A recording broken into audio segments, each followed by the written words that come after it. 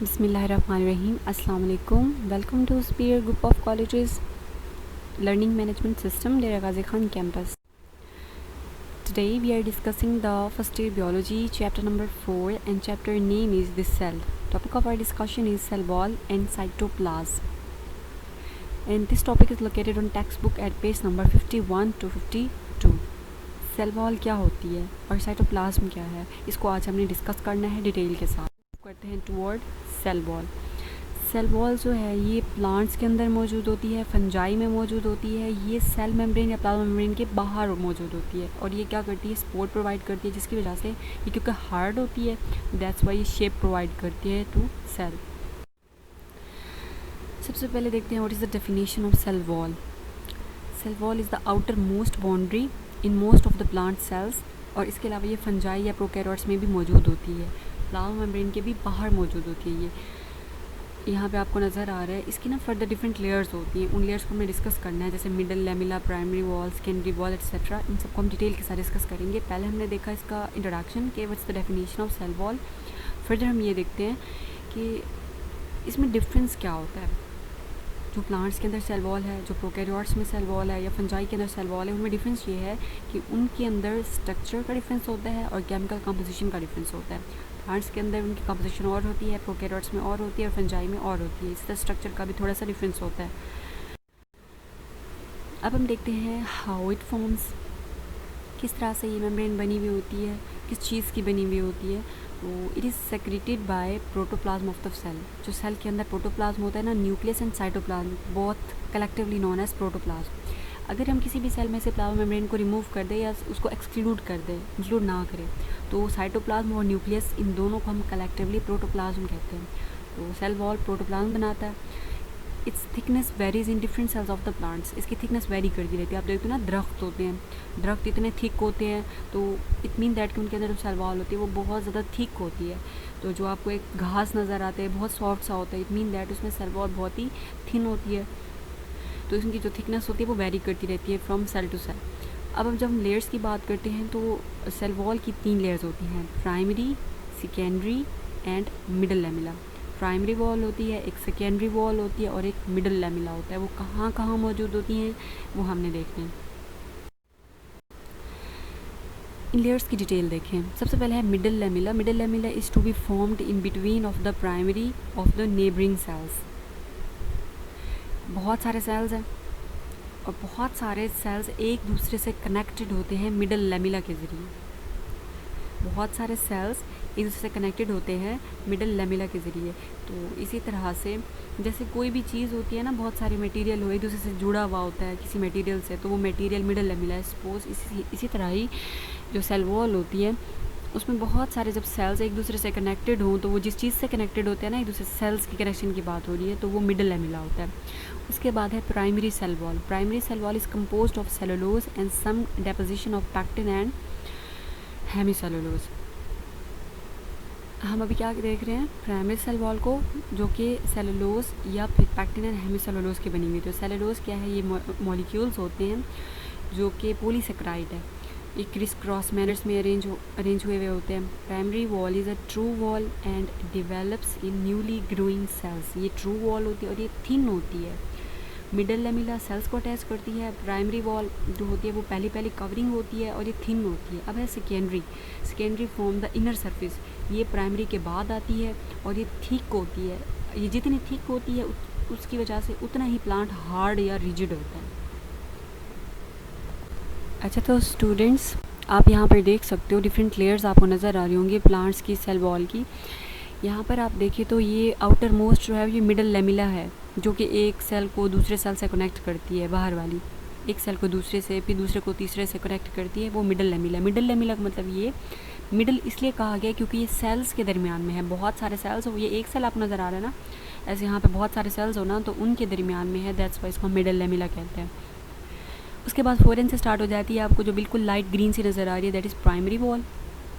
उसके बाद ये प्राइमरी वॉल के बाद सारी जो आपको लेयर्स नज़र आ रही है ना सेकेंडरी वॉल्स की. सेकेंडरी वॉल फर्दर डिवाइडेड हो सकती हैं into different categories. It may be S1, S2, S3. तो सेकेंडरी 1, सेकेंडरी 2, सेकेंडरी 3. ये क्योंकि बहुत ज़्यादा थिक होती है, तो थिक होने की वजह से उसका यही रीज़न है कि ये सेकेंडरी वॉल अगेन डिवाइडेड होती है into different categories like S1, S2, S3। इसी की वजह से जो सेल होता है वो हार्ड हो जाता है, हार्ड होने की वजह वुड में चेंज हो जाता है और उसकी जो है वो रिजिडिटी जो है वो कायम रहती है। फिर हम देखते हैं कि केमिकल कंपोजिशन क्या होती है प्लांट्स में इनकी। केमिकल जो कंपोजिशन होती है सेल वॉल की, that is inorganic salts, silica, wax, cutin, lignin. ये इनऑर्गेनिक मटेरियल है सारा। ऑर्गेनिक भी है जो मैंने आपको पहले बताया था, cellulose, pectin, hemicellulose organic material है और ये सारा इनऑर्गेनिक मटेरियल है present within the cell wall. Next chemical composition in prokaryotes. Prokaryotes में जो सेल वॉल होती है वो सेलुलोज की बनी हुई होती है, स्ट्रेंथन बाय पेप्टाइडोग्लाइकन या म्यूरिन, और फंगस के अंदर ये बनी हुई होती है किस चीज़ की, काइटिन की। प्रोकैरियोट जो बैक्टीरिया या साइनोबैक्टीरिया है ना, उनके अंदर ये जो सेलुलोज है, सॉरी मैंने आपको पहले बताया था प्रेजेंट होता है, हालांकि इसमें प्रेजेंट नहीं होता, सेलुलोज प्लांट्स में होता है। प्रोकैरियोट्स जैसे कि बैक्टीरिया एंड साइनोबैक्टीरिया, उनके अंदर सेलुलोज एब्सेंट होता है, उसकी जगह पे पेप्टाइडोग्लाइकन या म्यूरिन होती है, और जिसको ये एक ही चीज़ का नेम है पेप्टाइडोग्लाइकन या म्यूरिन। और फंजाई के अंदर किस चीज़ की बनी हुई होती है उनकी सेल वॉल, काइटिन की। फंक्शन क्या है सेल वॉल का? फंक्शन ये कि ये बहुत ही ज़्यादा हार्ड होती है, रिजिड होती है, जिसकी वजह से सेल को शेप मिलती है। It does not act like a barrier to the material passing through it. ये बैरियर नहीं एक्ट करती, बेशक हार्ड होती है बट उसमें पोर्स होती हैं, पोर्स, जिसको हम प्लाज्मोडिस्मेटा कहते हैं। वो प्लाज्मोडिस्मेटा जो है मटेरियल के एक्सचेंज में हेल्प करते हैं। Next one is cytoplasm. It's a second topic.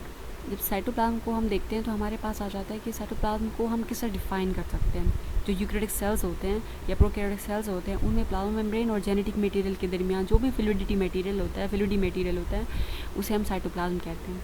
Cell है, सेल में तीन चीज़ें होती हैं, एक कवरिंग प्लाज्मा मेम्ब्रेन, दूसरा साइटोप्लाज्म और तीसरा न्यूक्लियस। तो न्यूक्लियस और प्लाज्मा मेम्ब्रेन के दरमियान जो भी फ्लूइडी मटेरियल होता है वो और उसके अंदर मौजूद जितनी भी चीज़ें होती हैं वो सारी साइटोप्लाज्म में इंक्लूड होती हैं। अगर हम प्लाज्मा मेम्ब्रेन को एक्सक्लूड कर देते हैं तो न्यूक्लियस और साइटोप्लाज्म, इसको कलेक्टिवली हम प्रोटोप्लाज्म कहते हैं। जो साइटोप्लाज्म है इसकी कंपोजिशन क्या है, इसमें डिफरेंट चीज़ें होती है लाइक सेल ऑर्गेनेलीज और cell inclusion such as insoluble waste, storage product या फिर बाकी चीज़ें। ये आपको नज़र आ रहा है सेल में आपको ये मिडल पर्पल कलर का न्यूक्लियस नज़र आ रहा होगा, outer most boundary cell membrane नज़र आ रही है। ये बिल्कुल जो आपको स्काई ब्लू कलर का नज़र आ रहा है सारा साइटोप्लाज्म है। ये पर्पल और स्काई ब्लू, इन दोनों को कलेक्टिवली हम प्रोटोप्लाज्म कहते हैं। Next one cytosol. सेल जो का साइटोप्लाज्म है उसके अंदर एक और अहम चीज़ होती है जिसे हम साइटोसोल कहते हैं। This is the soluble part of the cell. जो सॉल्युबल पार्ट होता है ना सेल का, उसके हम साइटोप्लाज्म कहते हैं। It form the ground substance of the cytoplasm. ये साइटोप्लाज्म का ग्राउंड सब्सटेंस बनाते हैं, इसमें 90% वाटर होता है। It form solution containing all fundamental molecules of life. इसमें सोल्यूशन होता है जिसमें सारे मॉलिक्यूल्स होते हैं। अब ये मॉलिक्यूल स्मॉलर भी हो सकते हैं, लार्जर भी हो सकते हैं। अगर स्मॉलर मॉलिक्यूल्स हों तो उनको हम ट्रू सोल्यूशन कहते हैं, अगर लार्जर मॉलिक्यूल हो तो उसको हम कोलाइडल सोल्यूशन कहते हैं। साइटोप्लाज्म के अंदर 90% वाटर और बाकी मॉलिक्यूल्स, और जो मॉलिक्यूल्स होते हैं वो स्मॉल भी हो सकते हैं, लार्ज भी हो सकते हैं। जो स्मॉलर मॉलिक्यूल्स होंगे उन्हें हम ट्रू सोल्यूशन कहते हैं, और जो लार्जर मॉलिक्यूल्स होते हैं उन्हें हम कोलाइडल सोल्यूशन कहते हैं। अब कोलाइडल सोल्यूशन क्या है? Colloidal solution again divided into sol and gel. Sol पतला होता है, जेल थोड़ा सा गाढ़ा होता है। अब जो सोल होता है ये मिडल में मौजूद होता है, और जो जेल है ये थोड़ी सी थिक इसकी कंसिस्टेंसी होती है। That's why it's present on the outer side and near the plasma membrane. ये प्लाज्मा मेम्ब्रेन के साथ होती है, उसकी वजह से जो शेप होती है ना प्लाज्मा मेम्ब्रेन की वो मेंटेन रहती है। यहाँ पे आप देख सकते हो सोल एंड जेल। ये फर्दर उसकी एग्जांपल्स हैं, ये हमने केमिस्ट्री से ली हुई एग्जांपल्स, ये आप देख सकते हो। आपको जस्ट बताने के लिए था कि जो जेल होती है उसमें जो सेल्स होते हैं वो थोड़े से लार्ज होते हैं और कंसिस्टेंसी उनकी ज़्यादा होती है as compare to sol. Next one functions of cytoplasm. आपको पता है साइटोप्लाज्म ये storage house of the cell है। जो राइबोसोम्स है वो फैक्ट्री ऑफ प्रोटीन सिंथेसिस, जो माइटोकॉन्ड्रिया है that is power house of the cell. तो साइटोप्लाज्म के बारे में मशहूर है कि ये स्टोर हाउस है। स्टोर हाउस मटेरियल जो भी होता है ना वो सारे इसमें स्टोर होता है। और मेटाबॉलिक प्रोसेसेस के लिए साइट भी होती है, ग्लाइकोलाइसिस है, बाकी जितने भी प्रोसेसेस होते हैं ना ऑलमोस्ट वो किस में होता है, साइटोप्लाज्म में होता है। लेकिन कुछ ऑर्गेनेल्स में भी होते हैं, वो अलग चीज़ है। ये क्या होती है? Site for metabolic processes, store house of the cell. और ऑर्गेनेल्स कौन कौन सी इसके अंदर मौजूद होती हैं? Endoplasmic reticulum, mitochondria, Golgi complex, nucleus, plastids, ribosomes, lysosomes, centrioles etcetera. बहुत सारी ऑर्गेनेल्स इसमें प्रेजेंट होती हैं। और दूसरा ये कि साइटोप्लाज्म की वजह से जो मटेरियल होता है सेल का वो मूव करता है. It mean that cytoplasm is involve in movement of the material within the cell. ये आपको ऑर्गेनेलिस नजर आ रही होंगी डिफरेंट काइंड्स की.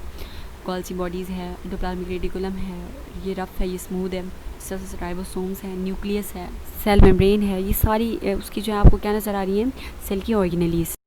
This is all about cell wall and cytoplasm of the cell. Hope so आपको बड़ी अच्छे से समझ आ गया होगा. Take care of yourself. अल्लाह हाफिज़.